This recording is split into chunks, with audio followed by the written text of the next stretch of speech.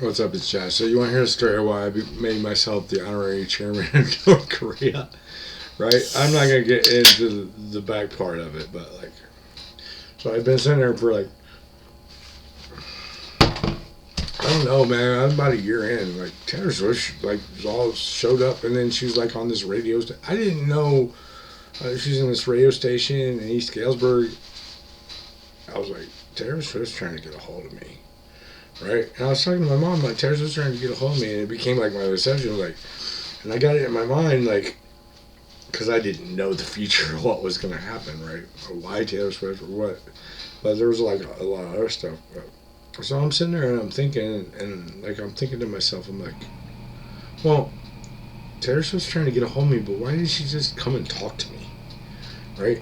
Well, maybe it's because society and people won't let Taylor Swift talk to me, and so like it became my thing. Like I was like, well, how can I get to talk to Taylor Swift because she's like way up here, man. I'm like federal prison, and like everything's messed up. My company's messed up. That got messed up. So it's around Christmas, right? And there's this thing Donald Trump, like he's talking about Kim Jong Un, right? And he's talking about how sending Kim Jong Un a Christmas present or something. And I get this idea in my head because nothing else would work, right? I'm like, well, I'll become friends with Kim Jong Un. It seemed logical to me. Like, I'll just become friends with Kim Jong Un. Because, like, nobody else wants to be friends with Kim Jong Un. They're shunned, right? I'll just become friends with Kim Jong Un and, like, become a representative for him. Because one thing that I knew is, like, anything that I say on the world stage, right? They're not going to refute because it's a closed society, right?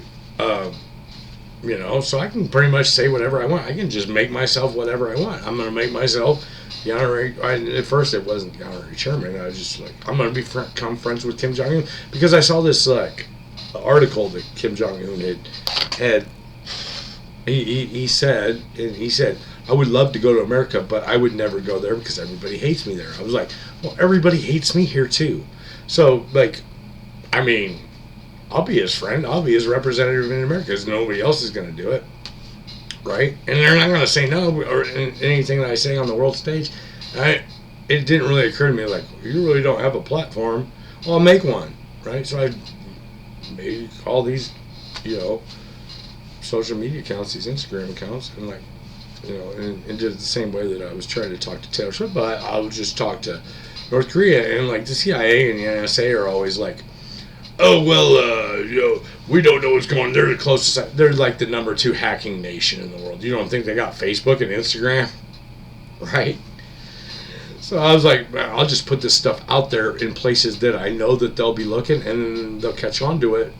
And, it developed from there. Like, I'm like, I'll just become friends with. First it was I'll be friends with them. Then I was like, I'll just point myself to a position in the government. First, it was like I was like just like a international an envoy, right, for them in America. But then I caught when like I could see their news, right, and so I started looking at their news like every day, man, looking at what would come out, and then I started noticing that they started putting words in like their newspapers and stuff that were things that I had said on a video like the day before when I was talking about like, and I was like, oh wow, they're listening to me, and I knew right away. I'm like, oh, this is how we're going to communicate, right? And then I researched and found out like, because like if you live in North Korea or like you're in like the North Korean government, man, you think nobody cares about you, like nobody pays attention. So I learned who Kim Jong-un was, who Kim Jong-un, like I learned who like the main people were in the SPA, the Supreme People's Assembly, right? And then I would mention them, and then they'll be like, oh, he's paying attention to us. He cares about us. He is our friend, right? And I would stick up for him. And I'd stick up for him. Like, I don't completely disagree with everything that they say. That's the other thing. Well, I'm, like, not communist. So it was like a little fine line. And like, here's the thing. Like, I can't be I can't, because I'm not North Korean, I can't be in the SPA, which is the top thing, but I can be an honorary member. And if I name myself an honorary member of the Supreme People's Assembly, that's cool, because I can be honorary member. Which means I'm not in their government, because I was also thinking about like the rules of like, getting in trouble here in America, like I joined the Communist Organization of North Korea. But if I'm an honorary member, I'm not actually a part of their government, but, I am. I'm the honorary chairman of the Supreme People's Assembly. And that's when I named myself. It developed from there, and then I just kept talking to them, and I came up with my little, like, routine that I would say and what I would do. My brother Kim Jong-un, blah, blah, blah. Because the other thing you have to understand is they're not speaking English, right?